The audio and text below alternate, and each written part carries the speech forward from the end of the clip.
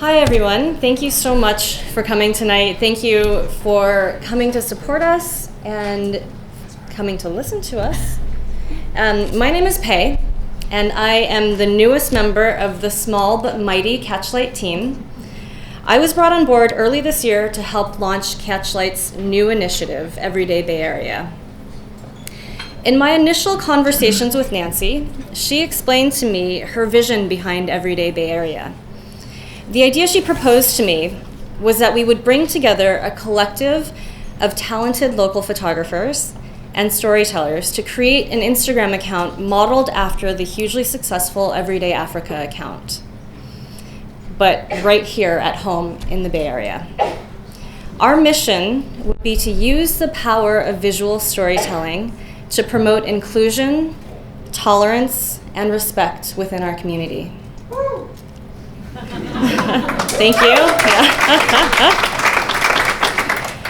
Everyday Bay Area, she said, would leverage the power and virality of social media and the increasing accessibility and mobility of photography to encourage professionals and amateurs alike to shoot photography that matters.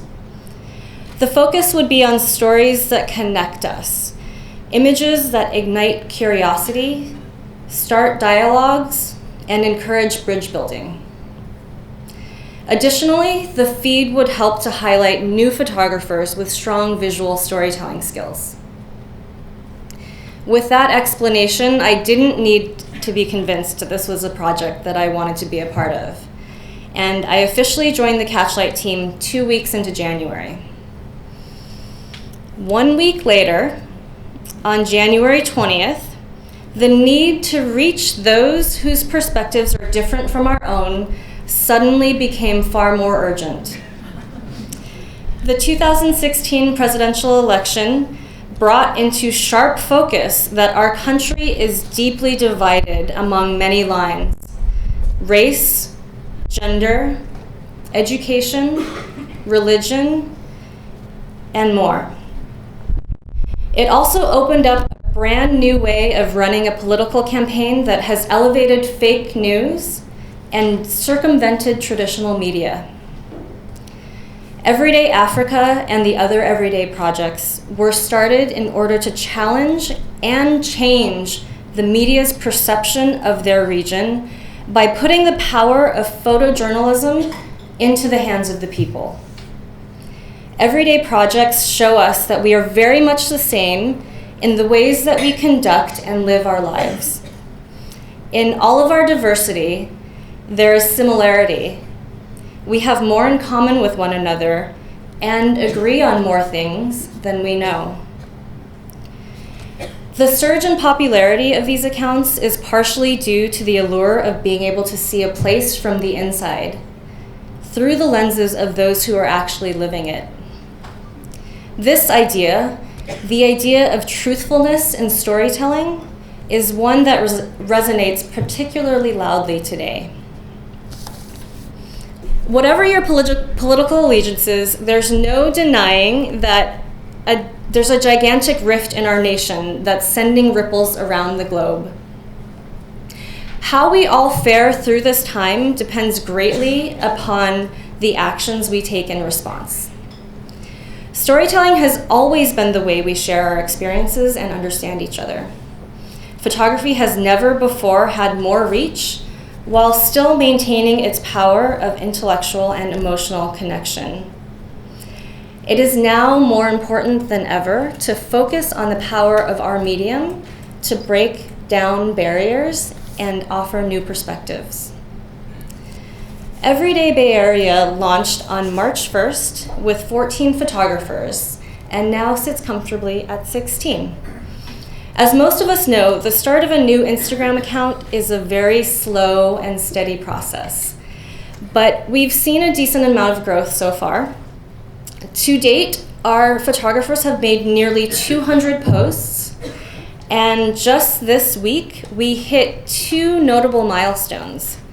There are now more than 500 images shared to Instagram with our hashtag #EverydayBayArea, and just yesterday, we hit 700 followers. Yeah, thank you. We've had 3 week-long takeovers by photographers within our collective and have more lined up, both from within the collective and from the greater community. The 3 we've had so far were wildly diverse. Rasta Dave shared with us an intimate profile of his tight-knit neighborhood, the vibrant Excelsior District. Brenton Gieser and Felix Uribe shared with us a part of their ongoing series, Tender Souls, which documents the extraordinary stories of those often overlooked in the Tenderloin, one of the toughest of San Francisco's neighborhoods. Omid Shaybani shared his own story of the journey he and his family took from Iran to Germany to the Bay Area, and how his life has been impacted by the new travel legislations. In the works are takeovers and partnerships with other local organizations, such as Downtown Streets Team, which is working to help solve the problem of homelessness, Generation Citizen, which empowers youth to become active in civics and democracy, and First Exposures, a photography-based youth mentoring program for at-risk youth. Our theme, Picturing the New California Dream, invites people to come together around images from diverse perspectives and explore issues that are unique to life in the Bay Area. The California dream has always meant seeking fame and fortune, from the gold rush to Hollywood to Silicon Valley. But now, California faces vast economic disparity among its residents. What is the California dream today? We invite all of you to join us in answering that question and in the other conversations we hope to have by following us on Instagram at Everyday Bay Area and by using our Everyday Bay Area hashtag. So before we move on, I would really love to bring up the photographers in our collective who are present tonight. So if you're here, can you please step up to the front of the room?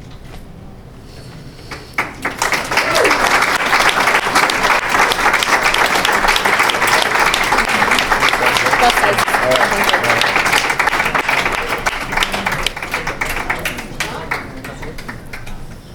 Great. Oh, this is great. So unfortunately, because of timing tonight, we're not able to allow everyone to speak directly, but I want you guys to see who these people are, and please make sure after we're done to come say hi to them, ask them questions, get to know them. We have some really incredible photographers. So starting on that end, I'm sorry, I keep getting really close and I think it's probably terrible. It's probably terrible, I'm sorry. Jen Baxter.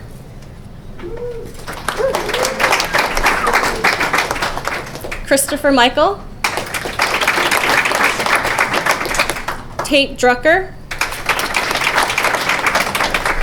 Duke Lay, Courtney Stack,